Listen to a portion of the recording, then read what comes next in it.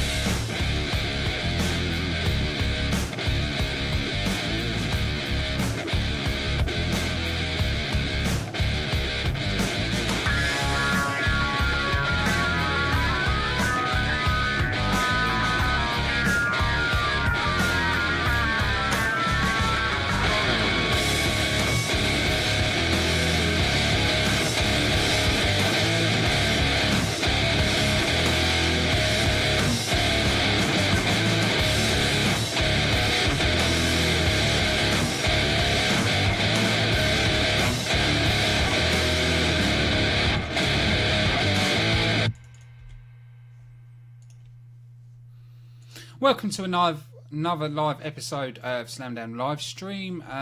Today's going to be a bit of a tough show. It's basically talking about what's going on between Paige and Alberto. Now, I couldn't decide where I was going to put this. I didn't know if I was going to leave it and talk about it on the Impact review, but I thought I'd talk about it in this show because it's with the WWE, and it's quite hard for me because I have been through mental abuse myself. So I can understand what's going on with Paige slightly. So I just wanted to give my view on the whole situation. As we know from Zach Beatus... Sorry. I'm trying to get everything right and it's trying to keep the emotions back and it's quite hard. We've heard from Paige's brother about that he's seen the bruises on Paige, and talked about the abuse, and talked about the incidents with Brian, with Maddox, with the whole sex tape and everything else, and that she was abused by him, and mentally and physically. And then also goes on to talk about Alberto with everything that's going on. We've heard the audio. We've seen witness statements. It's a hard situation for the Knight family themselves. It seems from what Roy has said as well,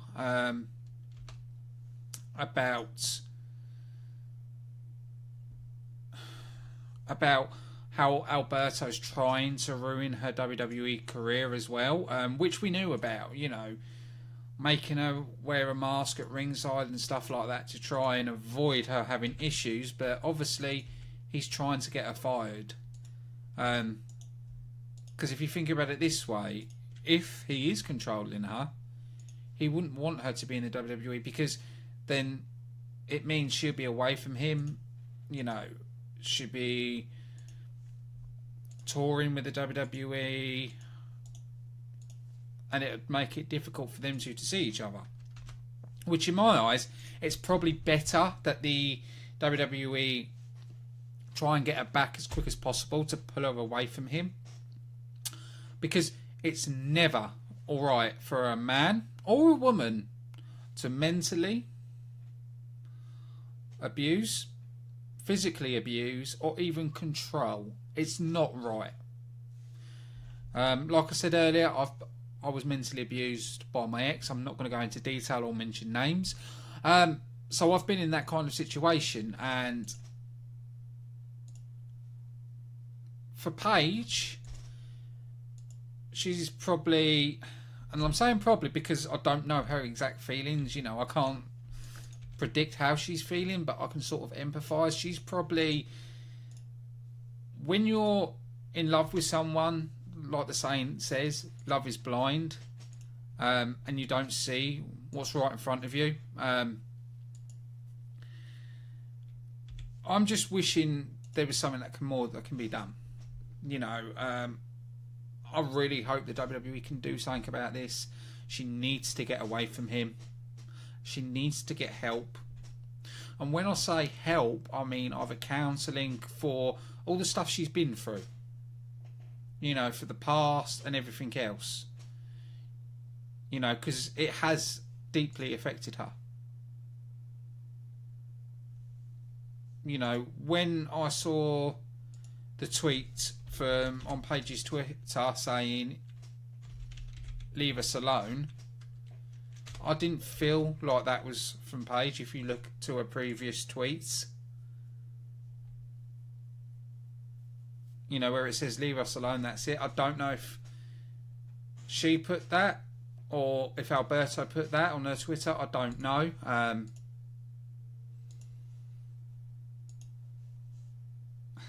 It's hard. But more needs to be done. More needs to be done for Paige. I'm happy GFW have actually took action and suspended Alberto. I completely agree. Now, the problem is they've already done their tapings. So, for them to cut that part off, they'd need something to replace it with. And because other talent would be wrestling at other places, it's hard to fill it. So that's the issue that they've got. And the time the tapings end, this is probably, I don't want to say blown over because I think that's the wrong terminology to use, but this might have calmed down.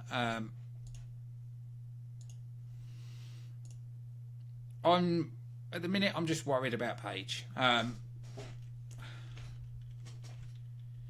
You know, and not just this, you know, Paige's family are going through a hard time as well. You know, her uncle, Stan Lee's fighting cancer at the minute. From what I can gather from Ricky Knight's Facebook, that this is another fight that he's going through. So I just want to send all our thoughts and prayers with the Knight family going through this as well. But yeah, to be honest, it's a bit shit, isn't it, really, what they're going through? You know, they've got this going on, and then they've got the thing with Paige going on.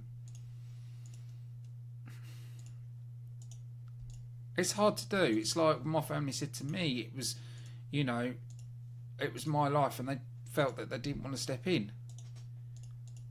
You know, that's the problem you have when it comes to things like this, when someone's in a relationship and there's issues. It's difficult. It really is difficult. But I will keep an eye closely what goes on with this. Let you know if there's any charges brought against him or what's going on. But no matter what you read, no, that's the wrong thing to say. No matter who you are, abuse is never okay. And it's a shame in our day and age that abuse happens, and control, it's not right. You know, a man should never control a woman, and a woman should never control a man. That's all I'm going to say on it. And I just want to send, like I just said earlier, I just want to send all my prayers and thoughts to the Knight family with what's going on with Stan Lee, and I hope he wins his battle. So let's move on to the actually WWE talk. That's what this show's meant to be. So let's move on to that. And like I said, any news about Paige or anything else, I will cover. But like I did want to cover this today, but I wanted to keep it brief. So let's move on to Raw. Now, we saw the Big Show confront Big Kaz. Why is it every big guy they've got to shove another big guy in front of? I don't get that. I don't understand why they've gone that route with that.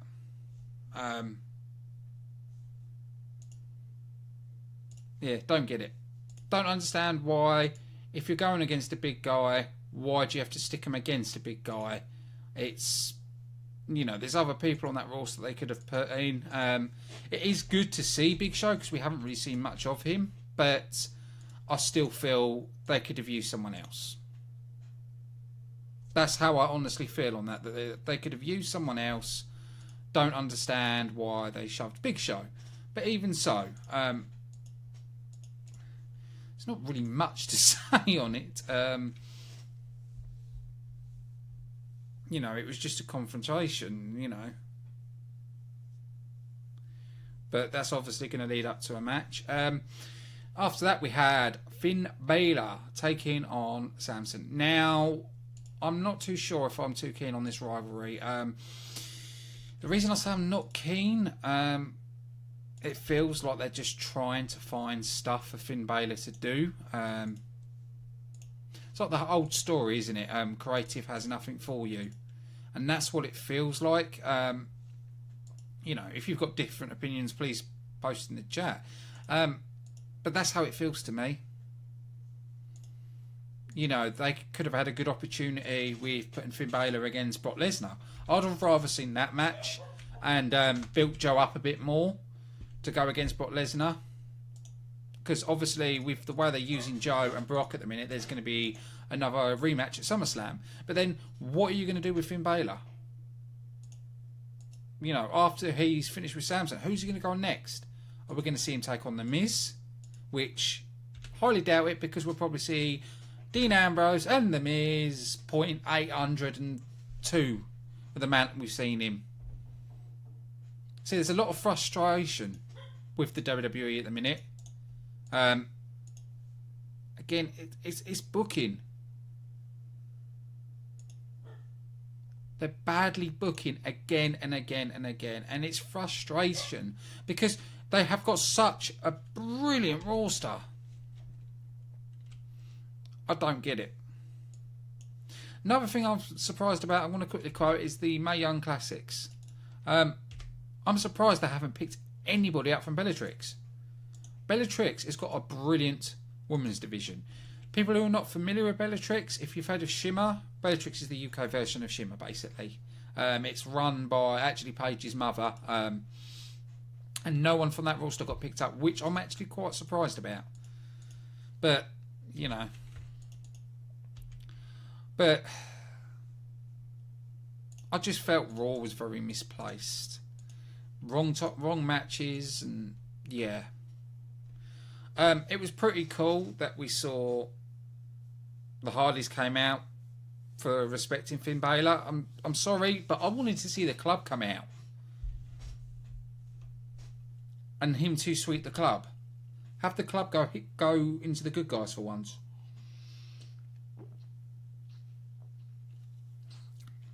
Because then you can do the club versus the revival and stuff like that. I was so hoping for that turn. But we saw the Hardy Boys come down. And apologising for being a bit broken.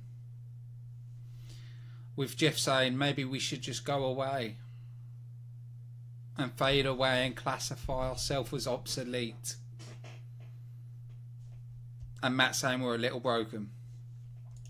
Now, the interesting thing with that is we have actually heard from Impact Wrestling that they still own the gimmick. It's under the GFW, which was interesting. It's like if Anthem and GFW are still stating that they own the gimmick and the Hardys are doing certain things, it just makes me...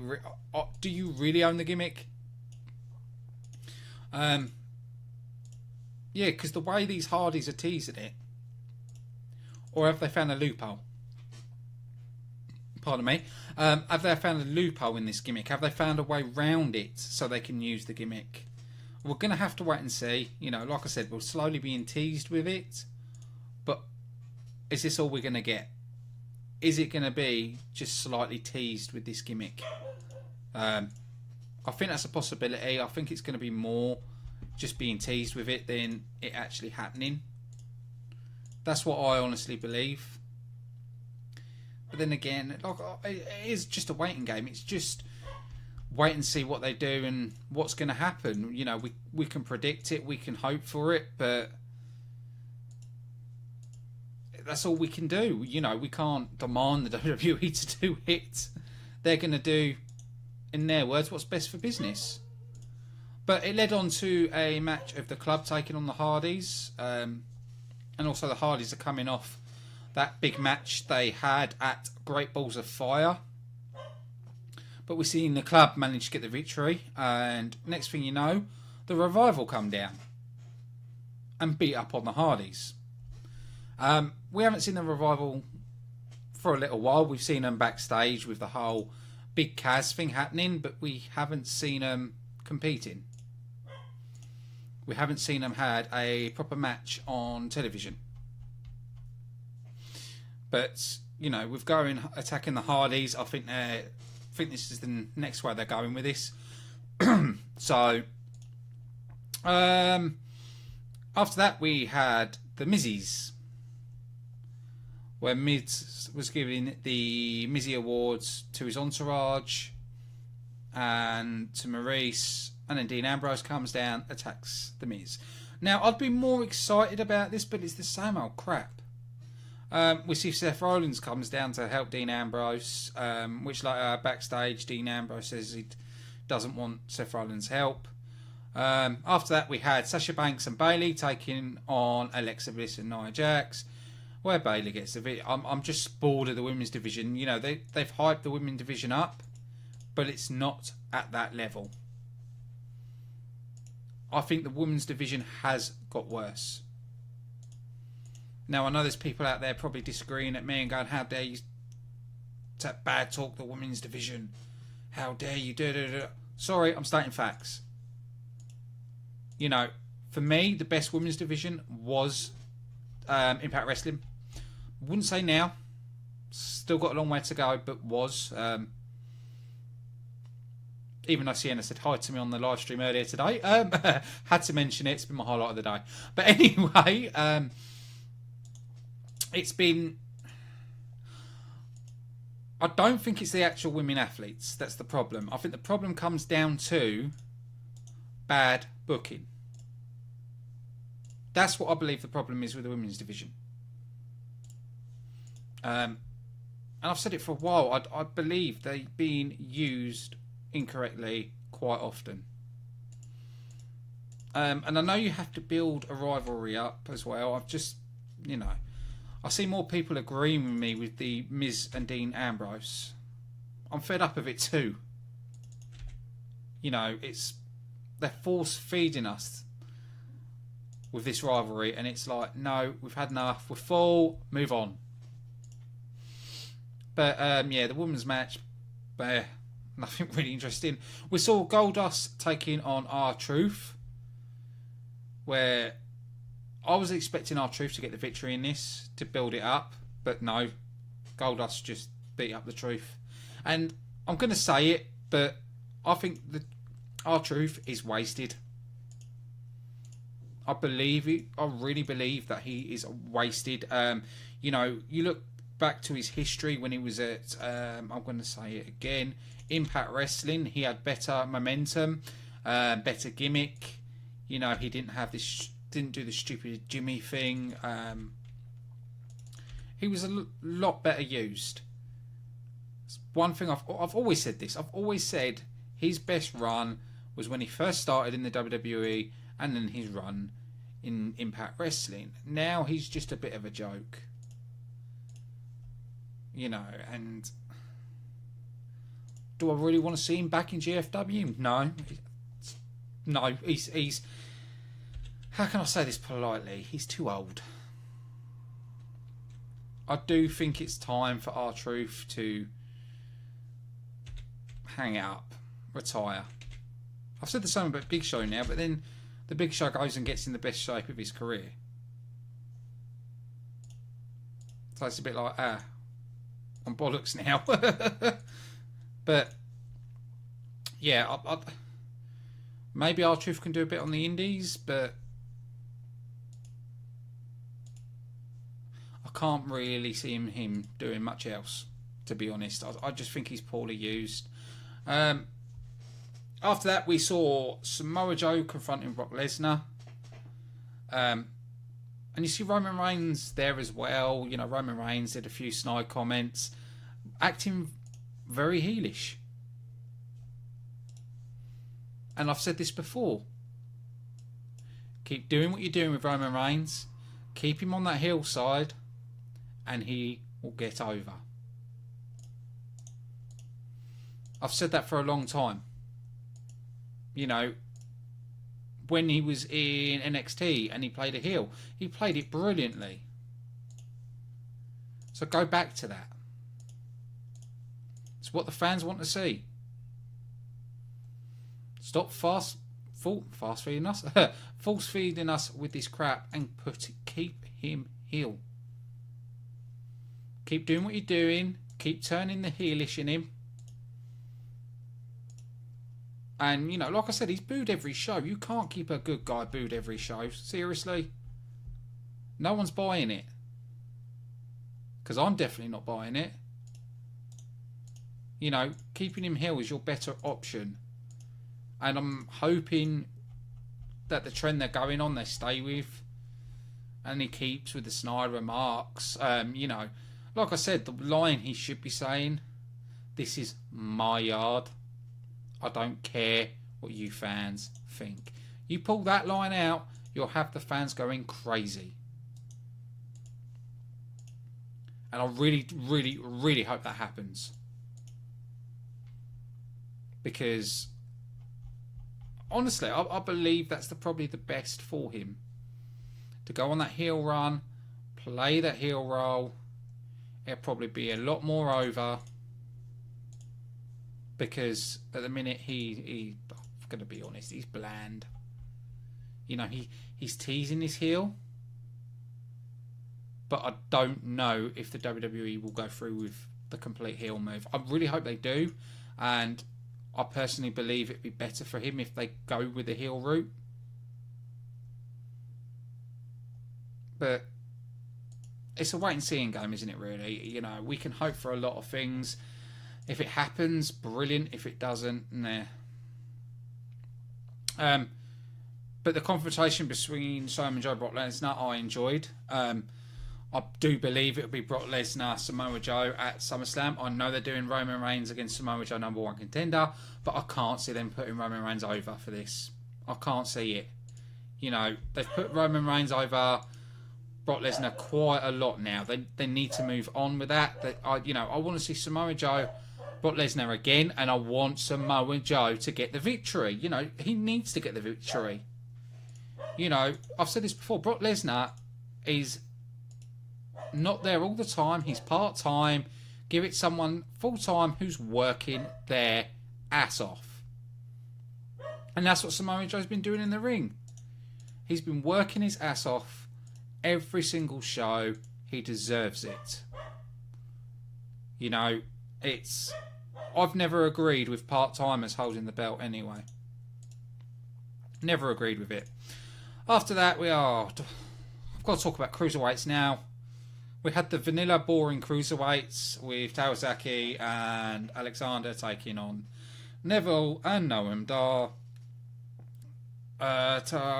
Tawaza managed to get the victory on Neville. That's it. I'm not going to go too much talking about cruiserweights because I'll probably start falling asleep on you. After that, we saw Bray Wyatt against Seth Rollins, with Seth Rollins taking another loss. But after Bray got the victory, the Miztourage turned up, attacking on Seth Rollins. Then comes Dean Ambrose. So will we see a Shield reunion? Don't know. Do we want one? Yeah, I could go for a Shield reunion. I'm not going to lie. Right. Backstage, we saw Kurt Angle admitting he's going to go public next week. He spoke to a person on the phone, and Kurt Angle's final words, "I love you." Now, I do believe it's between two people. I do believe it's between Stephanie McMahon or Dixie Carter. Now, Dixie Carter has no involvement with GFW. She's just there to, well, she has a very small share in it. She tweets a few bits. That's it. She has no other control. You know, and she was on the WWE network, so we could possibly, I'm not going to say definitely, but I'm going to say possibly see her as the individual, which would be quite interesting. Because if Dixie Carter is going to be working for the WWE, there's a lot of storylines they could go with. There's a lot of rivalries they can go with. You know, you could have Samoa Joe confronting Dixie Carter. There's a lot of stuff they can do with this. A lot of stuff they can do with it. I know some people have said they could do an invasion angle. I would disagree with that. I don't think an invasion angle would be the best idea with having the ex-TNA stars joining up with Dixie. Don't, just no. You know, look at the WCW angle, for God's sake. Do we really want a repeat of that? Nah. I can tell you categorically, I don't want to see that. And I can guarantee you a lot of fans do not want a repeat of that. And if you haven't seen the WCW angle, I would say don't go and watch it. It's awful, but you need to go and watch it to understand why a TNA invasion angle would be awful for WWE. But Raw in general, it wasn't bad. I'm not going to sit here and say it was bad, blah de blah de blah. It wasn't the best. It could have been a lot worse, to be honest. I don't know where they're going with Kurt Angle with the angle. With the angle. I did that and not even realising it. I don't really know what direction they're going with that. Well, like I said, we're just going to have to wait and see next week. But yeah, Raw's improved. Is it where it should be? No. Is everything done right? No. Is superstars used correctly? No. Don't mean to be so hard, but well, it's not me being hard. It's me being completely honest and the poor quality of the product. But moving on. Moving on to SmackDown, we saw AJ Styles kicking off SmackDown Live with an open challenge, which I thought was quite interesting. I think the last time there was US Open Challenge was when John Cena did it. So I thought that was pretty cool. Was it entertaining? It was alright. You know, we saw John Cena come down to accept it, and then we saw Kevin Owens, and then we saw Rusev, which led into a battle between them, and which led to the main event, going to be John Cena and AJ Styles taking on Kevin Owens and Rusev. It was alright. There's nothing really I can moan about.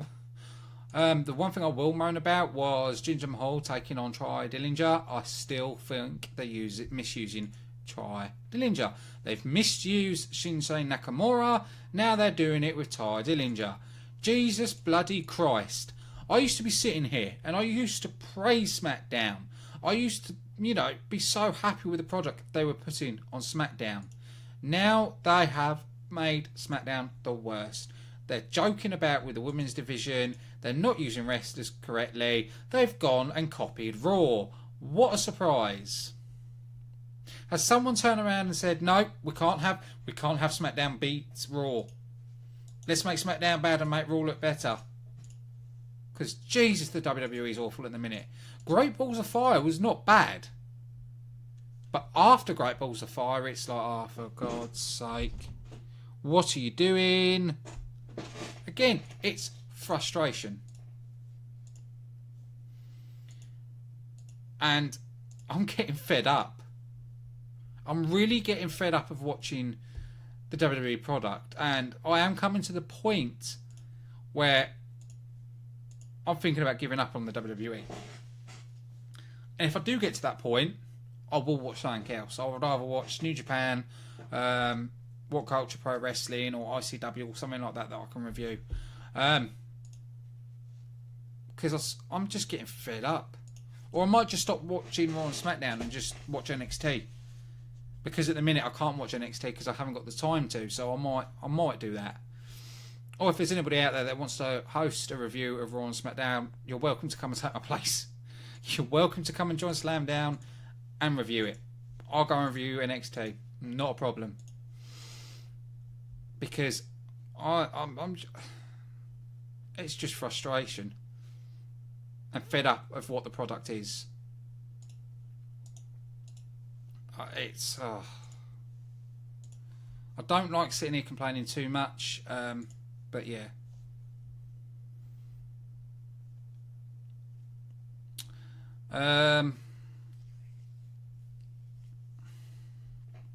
But yeah, Jinder Mahal got the victory.